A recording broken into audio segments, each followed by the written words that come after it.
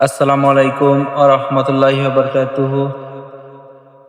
কবরের পাশ দিয়ে যেতে যেতে দোয়া করো হাত তুলে মুনাজাতে।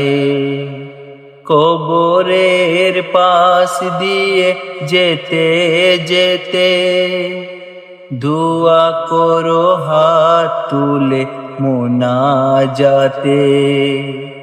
অশ্রু ঝরতে পারে এই ভেবে আমাকেও একদিন আসতে হবে।